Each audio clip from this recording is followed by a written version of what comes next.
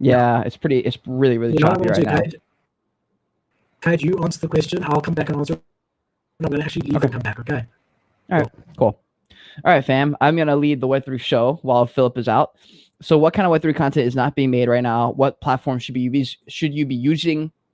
Oh man, that one's so hard. If you have no clue, it depends how much experience you have behind a camera. I always, as a YouTuber, will say video is the best. It is the best. Every single client I get is from video, so I will say video. And I will say TikTok. TikTok is the easiest. TikTok Live is phenomenal.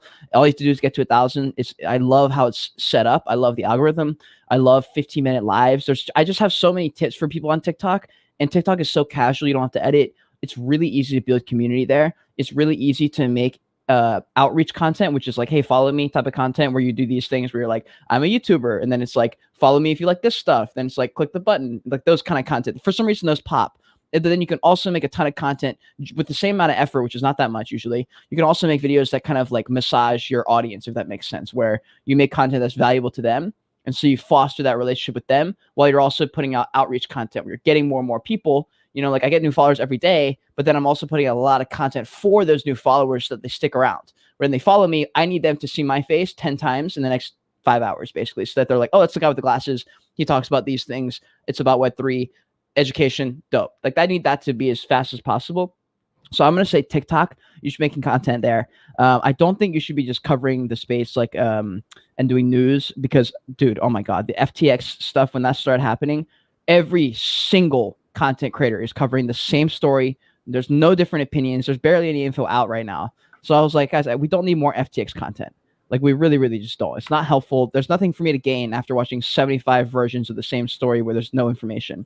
So as far as like what kind of content is not being made, man, maybe the podcast. I still think everyone should be doing a podcast. It was good for everybody. But man, content is not being made. Probably the boring stuff, dude. Like a lot of the boring stuff that's not getting clicks. Can I attempt to answer? Yeah. Did you hear any part of the beginning? Is my audio okay? It's better. Yeah, it's good. It's good. Did you hear any of my first answer? No, I didn't hear when I wasn't in, so it might be the same. I don't know. My answer to the part you were answering now of that question is to do something that resonates with you. Content on something that resonates with you, because if you're looking for a niche that isn't covered, you won't be able to sustain it if you don't enjoy it. So let's just say we can identify it. Let's just say we can identify that specific niche, and you do it. You won't have the staying power to continue doing that for a year, 2 years, 3 years, 4 years.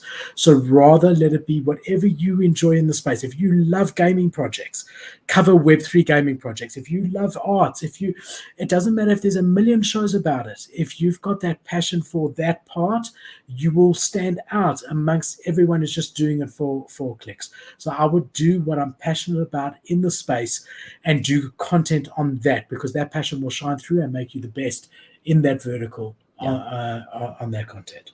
That's good advice. My answer is pretty much just TikTok. I just say it's the easiest to grow. Outreach content. It's really easy to make. But my point there was like you can have video, and then once you have those videos, you can literally just repost those to YouTube, to Instagram, to Twitter. It's an all-in-one. It's like an all-in-one platform right now. TikTok is the best, and so that's where I was like, you can post it everywhere. So TikTok's the answer. And then as far as like you finding something you like, I'll even add to that a little bit more and say, even if it's not something you're completely in love with, if it's something that you do or you know a lot about, say you're a coder or say you're a smart contract auditor. Perfect. This is the best. There's none of this actually. Actually, this is perfect. Pretend you're a developer of any kind or you understand code. Now's the part where you go through every rug that you've ever seen and make a quick 30 to 40 second synopsis of where they went wrong, issues in their code, things that other projects should look for, and brand yourself as the expert coder / developer that everyone needs on their team to go through a little audit phase for. That sets you up for a business. That sets you up for great content. That sets you up for a great target audience. Like the only people who are going to follow you are people interested in that kind of stuff. So you're going to have a really tight community. It just solves all the problems. Like whatever you're good at or you like Philip said, start making content about that. Figure out ways. If you're a video game guy, start pulling every single Web3 video game clip you've ever seen and break that shit down. You can have the same clip and you can talk about the background. You can talk about the specs. You can talk about how much work it took. You can talk about how many, you can do predictions. You can do voiceovers. You can do literally anything, but you just have to, I don't know. I would say take as many classes / courses / consume content so that you can understand how content is created. And once you can kind of figure out content creation, I think that's where you apply the things that you know. And I don't know, man. I mean, literally, like if you follow us, I just think that we talk about this stuff all the time and tips. And I think you just pick it up as far as content creation. You just follow your favorite content creators and pick things up off them. Because I'm learning things all day. Like I looked at my YouTube channel the other day and I was like, I was on an Instagram live with someone, and he told me he had watched my channel a little bit and had like seen my story with the car and traveling and all that stuff. And he was like, it's really cool and it's really powerful. And I looked at my YouTube channel. I was like, dude, this is really just a journey on my YouTube of the Joy Age, like just documenting how I'm navigating Web3. And that's kind of all our YouTube channels. Like we're all like kind of figuring it out and surfing the waves as they come. And it's kind of cool. And like that could be a really, really good way to, as like your North Star, if you're a content creator, be like, this is kind of the journey and talk about that. And then, like I said, all the things in the last 2 minutes. Yeah, I think so. I think, yeah, because Luke is saying here, and it sort of comes into it. Okay, I love the question because I really want to start my own show. I've got no equipment, no idea. So even though I agree with what Kate's saying to some degree, I also think, and I've said it before on the show with analysis paralysis, I also think forget equipment. You can use your, like I did, like Kate alluded to earlier. In the beginning, I used my laptop camera, my integrated laptop camera. Yeah, it's terrible. It was, but and my integrated microphone in my laptop, and I got there and I started, and often just jumping in. I'm sure Kate's first videos were terrible. I'm sure Gary V's first videos were terrible. I'm sure Joe Rogan's first videos were terrible, but everyone's got to start somewhere. And that very first show, just being uncomfortable and unsure and putting it, then watching it back and learning and doing the next show with the shit camera until slowly you can go on that journey. And so don't allow the research to hold you back either.